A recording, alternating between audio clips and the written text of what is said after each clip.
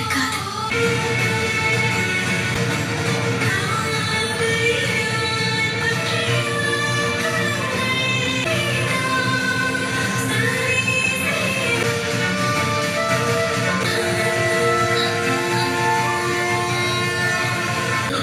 உத்தரவு கொடுங்கள் அண்ணே. அது கொடுக்கப்பட்டு விட்டது. புறப்படலாம்.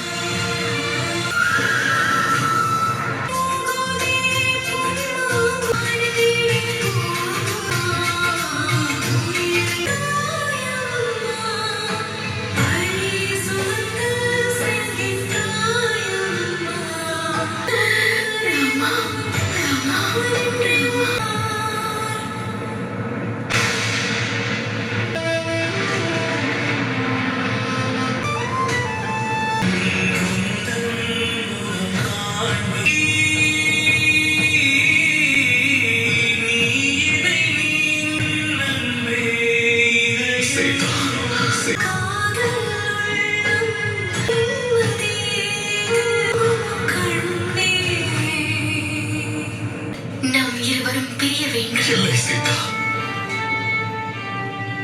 அது என்னால் முடியாது. என்னால் அப்படி செய்ய முடியாது. உன்னை என்னால் கைவிட முடியாது சீதா. நீ ஒன்றும் அங்கம் கிடையாது.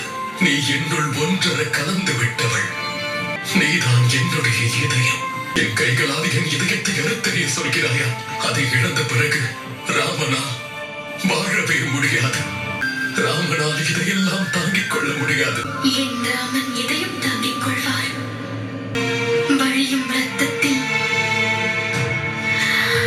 அறநெறி இன்னும் போத்து குலுங்கும் மலரை என் பிரியமானவரால் மட்டும்தான் மலரச் செய்ய முடியும். சாதாரண மனிதனாக இருந்தால் வாழ்க்கையின் சுழலில் சிக்கிக் கொள்வார்கள். ஆனால் என்னவர் அந்த சுழலில் இருந்து வெளியேறி வாழ்க்கை என்னும் பெருங்கடலை கடந்திருவார்.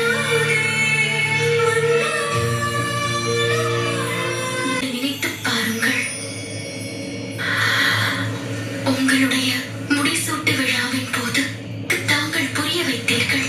ஒருவர் வாழ்க்கையில் தம்முடைய அதிகார குணத்தை கைவிடுகிறார்களோ அவர்களே மனிதராவார்கள். எவர் மனிதராகின்றாரோ அவருக்கு தான் ஆளும் தகுதி கிடைக்கும்.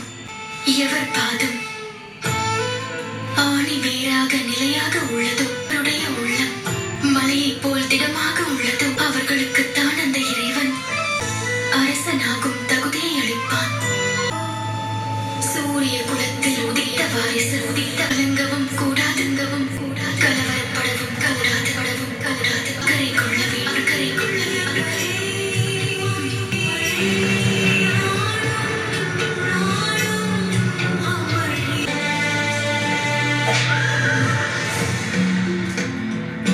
எல்லோரும் இங்கிருந்து சென்று விடுங்கள்.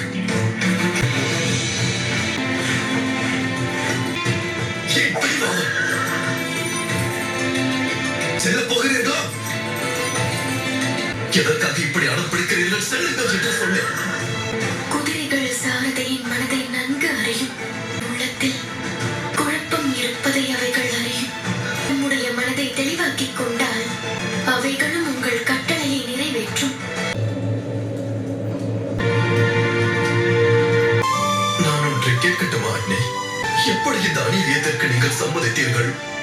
அநியாயம் என்பது ஒரு மனதில் விரோதத்தை ஏற்படுத்தும். நான் கட்டளையை தான் ஏற்றிருக்கிறேன்.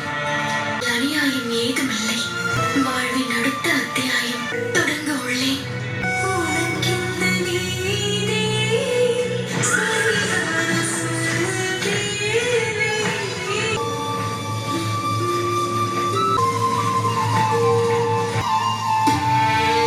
நீ சீதையை அயோத்தியின் எல்லையிலிருந்து வனத்தில் விட்டுவிட்டவன்.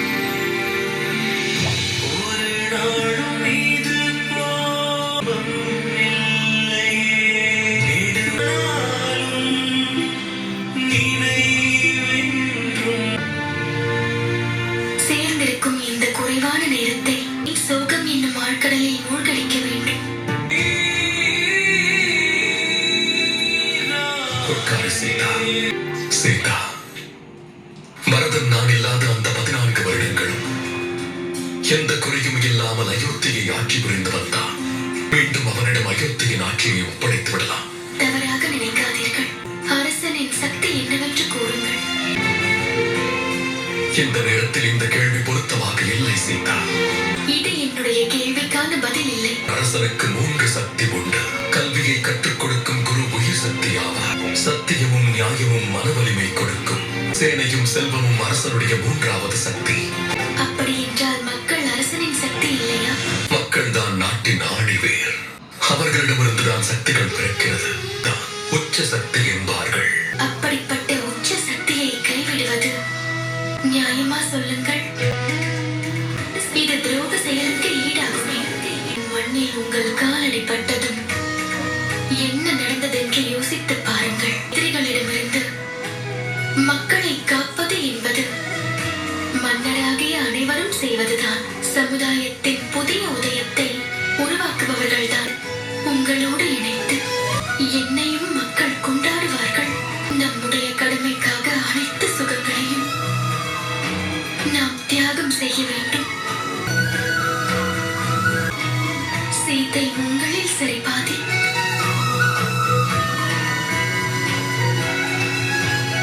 ராமனோடு சேர்ந்து